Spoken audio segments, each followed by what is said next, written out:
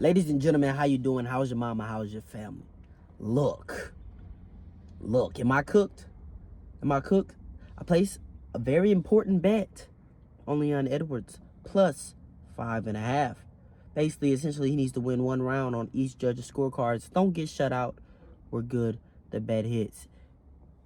I kid you not, an hour after I placed that, I see this.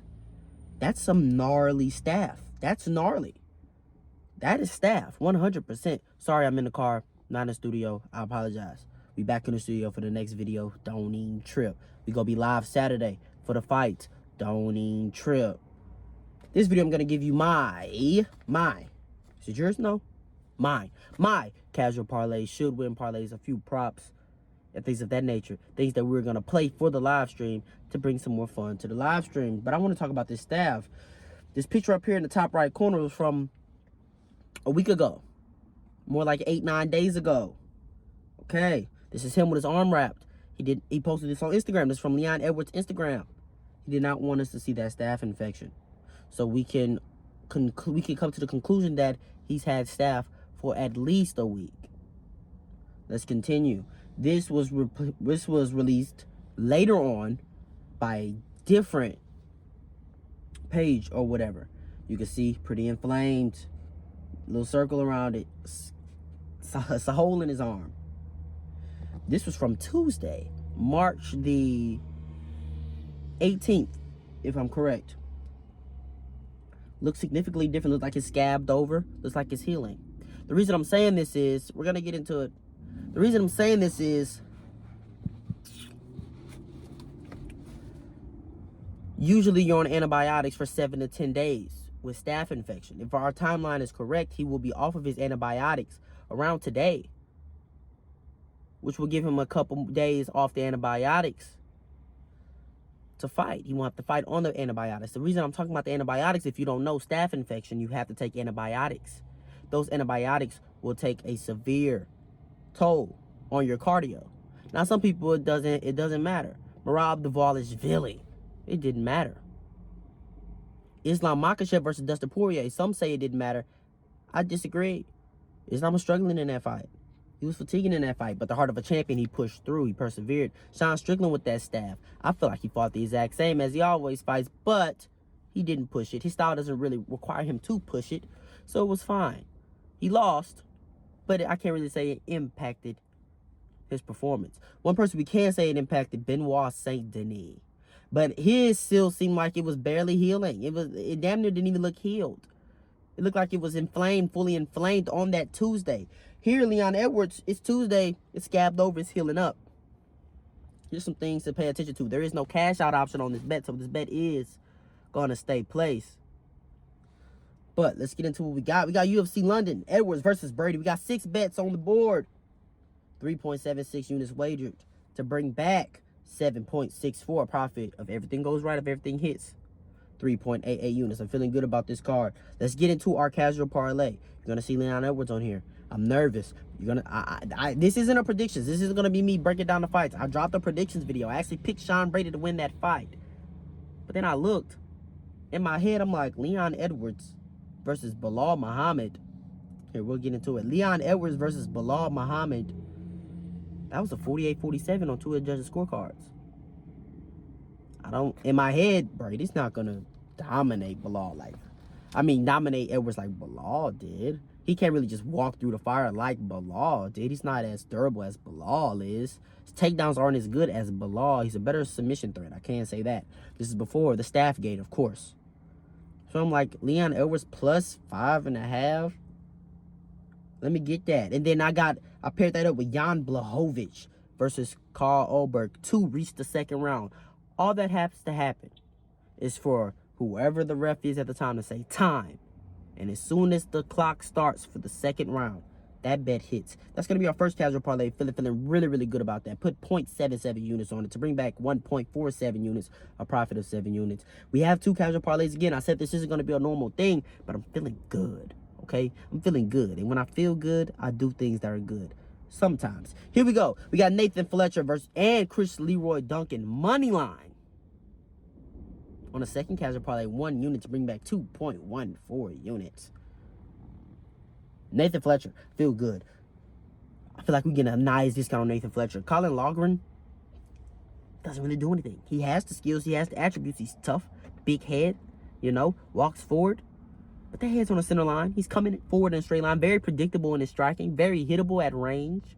His takedowns aren't that great. He can wrestle. Nathan Fletcher can wrestle. Nathan Fletcher's bigger. That should cancel out. Nathan Fletcher has the better BJJ. So he's going to have to watch that neck.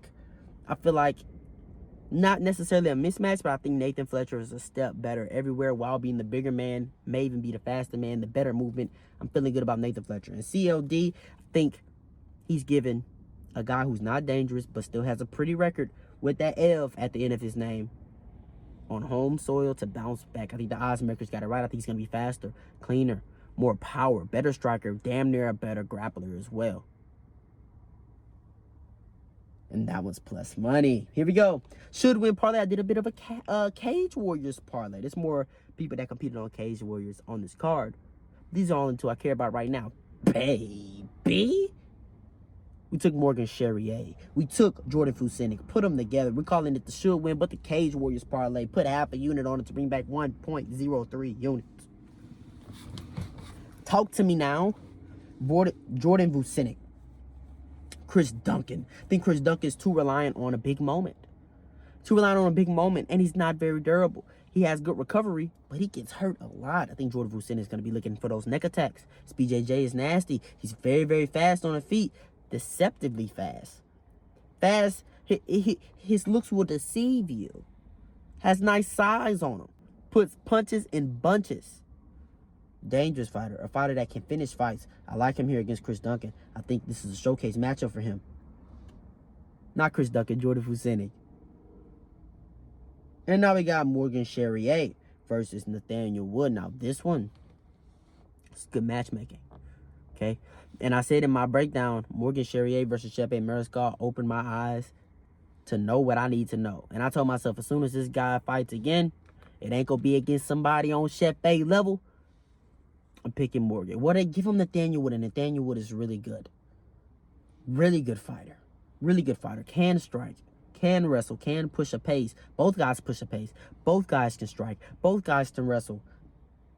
Morgan's a bit faster, but the thing is, Morgan's much, much more durable. In the fire, Nathaniel Wood gets hurt every single time in the fire. And Morgan can crack like a motherfucker. And he can submit you on the ground. He's the full package. He's going to be more durable in the fight. I like Morgan Charrier to beat Nathaniel Wood.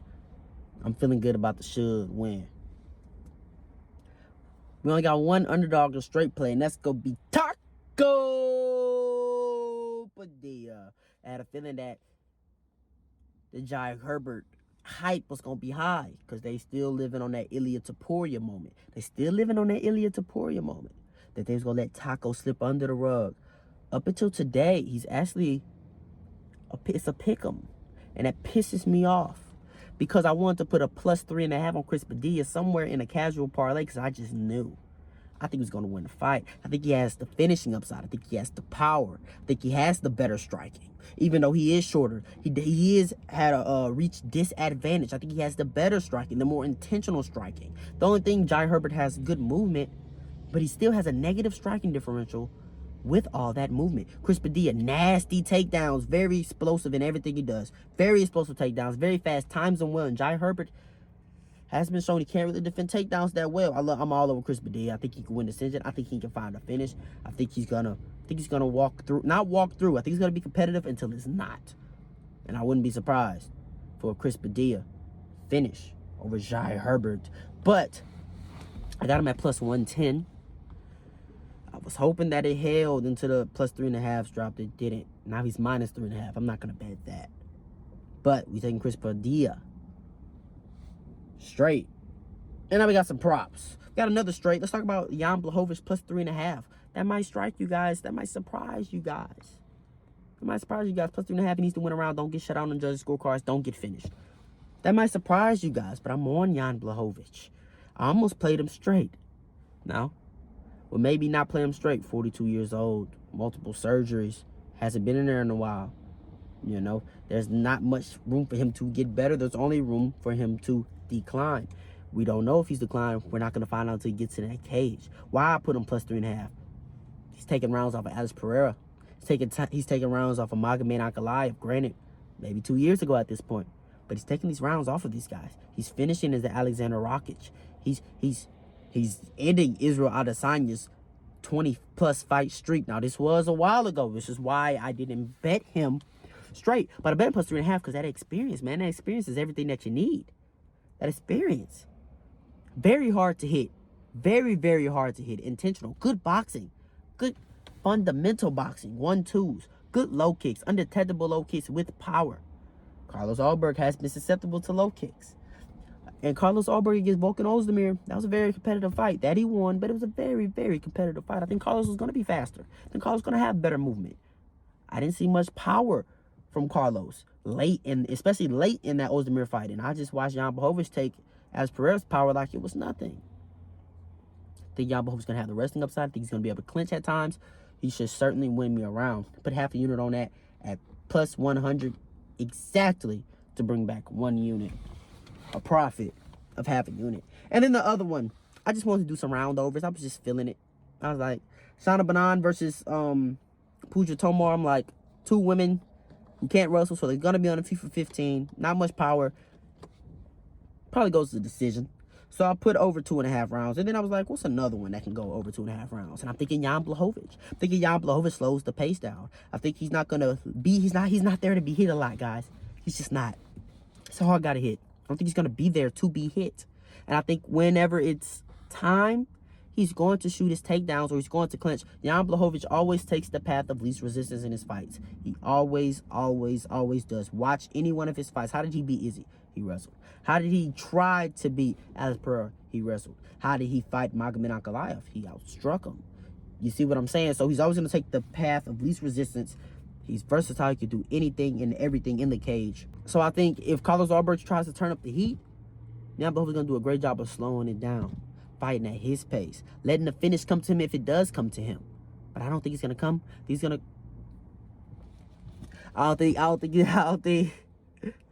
he's going to go to decision, man. So profit of 0.49 units, man. Now, this is for GTA. I mean, this is for entertainment purposes only, GTRP. Not meant to be taken as a recommendation to gamble. It's for content. It's for fun. For bragging rights. Other things, you know what it is. Casual Parlay is 5-7. No, it's 5 of his last 7. Casual Parlay is 5 of his last 7. The should win Parlay, I don't even know. Who cares? Let's make some money this week. Like, comment, subscribe, share this to somebody I know they enjoy just like you did. Swing by for the live stream. It's going to be a blast. You ain't got to go home, but you got to get up out of here, man.